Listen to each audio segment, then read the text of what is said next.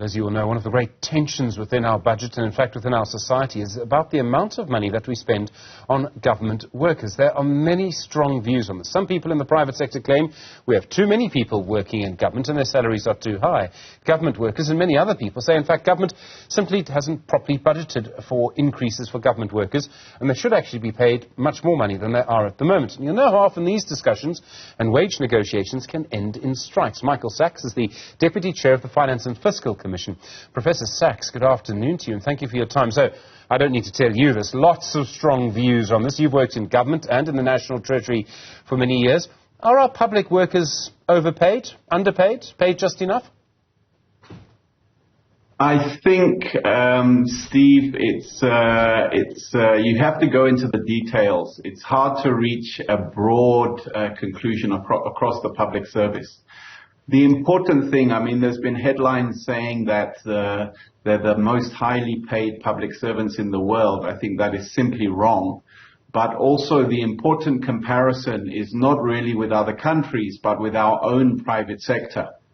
And if you rank similar jobs done by public servants to private sector employees, probably what you will find is that employees at the top of the distribution, the most highly paid public servants, are paid far less than managers, for instance, or executives in the private sector. At the bottom end of the distribution, the lower paid workers, you'll find that public servants are paid considerably more than their equivalents in the private sector. And at the middle of the distribution, the picture is mixed. So people like to bandy about statistics like there's so many public servants who are paid above R1 million. For example, what they don't realize is that the vast majority of those highly paid public servants who get paid over R1 million are doctors and specialists in the public health system, for instance. So I think we, to help the debate, need to avoid broad and unhelpful generalizations and get into a more nuanced and detailed understanding. So would it be correct from what you say, to simplify it, or maybe oversimplify it, say if you think I am, that the chances are that someone who works as a cleaner for government may be paid more than someone who works as a cleaner in the private sector. But it's obvious that a Director General in government gets paid a lot less than the CEO of any company on the JSE. Absolutely. So if I can use a personal example, my former boss at the National Treasury, Mr. Lungiso Puzile, when he was DG, I think the going salary for a DG is about 1.8 million, or maybe going on for 2 million. You might say it's a lot.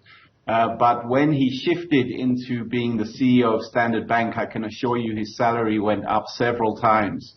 Of course, when one is comparing salaries, the other big issue that is difficult to gauge is productivity.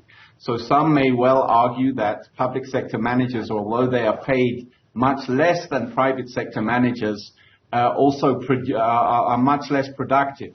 But again, we need to have a more considered and nuanced view and also ask whether over time, what is the chicken and what is the egg? Is the low productivity as a result of low salaries which attract low capability individuals, or is it kind of the other way around? One thing I can tell you as a fact is that public service managers, those in the senior management service, have not had an above-inflation pay increase for the last 10 years, and probably a bit longer, actually, about 15 years. They have not had a salary increase that is above CPI, and in many years they've had salary increases far below CPI. And if you compare that to private executives and managers, I can assure you that their pay gains in the last 10 years have been far, far ahead of inflation. So, I mean, is it possible to really compare productivity in the government sector and the private sector? And this can be really difficult to do. You know, the private sector will argue they create value. Well, I mean, Professor Sachs, they always say that. Someone who is processing driver's licenses also creates value for society in many different ways. And that's before we even start talking about health workers, and their value is really incalculable. That's the point, is that if you're producing cars, it's a very simple thing to calculate productivity, because you simply say how much are the cost of your inputs, meaning the workers and the machines and the various components of the car, how much does that cost, and what's the value of the output that you sell on the market, which is the price you pay for a car, and kind of the difference between those two terms gives you the productivity, and you can see whether it's increasing or decreasing. If you take a teacher, first of all, we don't have a kind of open market for teaching. It's completely dominated by government. And so it's a highly unionized sector, so you can raise questions about whether the value of pay is equal to the productivity. But much more important than that, how do you value the output of the teacher is an almost impossible question to ask. So there are fundamental difficulties in measuring productivity in the public sector, especially where you are providing goods that are provided free at the point of delivery, because there's no really objective measure of the value that you're creating. There's a lot of pressure on government to reduce spending because, as you've written many times, our economy is not growing, and we all know this. And people always say, well, we need to sort of start with government workers. If government wanted to reduce its wage bill, is there any realistic way for government to do that?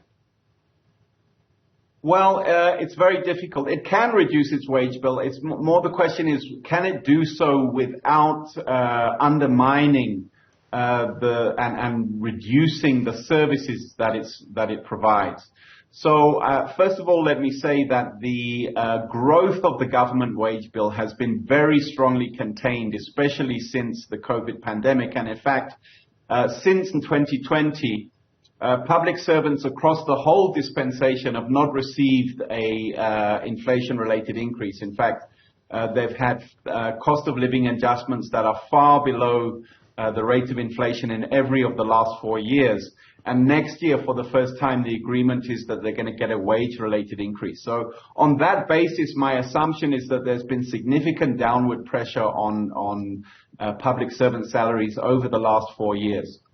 The other way that you push down the wage bill is by reducing the number of people you employ. And the key issue here is, can you find kind of employees who are unnecessary? And you find, well, when I've looked into the issue, I found that the vast majority of employees in the public service are police officers, teachers, nurses, doctors. And it doesn't seem to me that there is a terrible imbalance. I mean, people often think that our public service is dominated by kind of back office staff pushing paper. It's not really the case. The truth is we have a large state because we provide extensive services such as education and healthcare and policing to a poor population that cannot afford to pay for those services. And so the question is, can you push down this wage bill significantly over time without reducing the extent and the quality of the services you provide?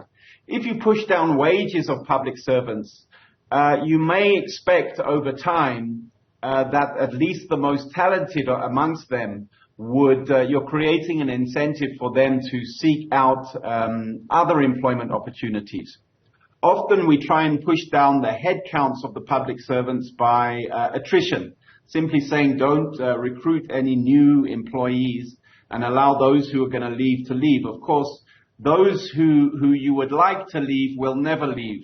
And those who have highly portable skills and capabilities, such as oncologists or heart surgeons, have many, many other opportunities, and the turnover of those staff tend to be higher. So the question is not so much can you reduce the wage bill. The question is, can you reduce the wage bill without significantly, without a negative impact on the services you're providing? And I would, in my view, at least the way it's been done up to now, which is broad, across the board, very blunt ceilings on compensation spending, is very likely to erode the quality of public services. Professor Micheal Sachs, thank you very much indeed. So much more to talk about. The Deputy Chair of the Finance and Fiscal Commission. Well.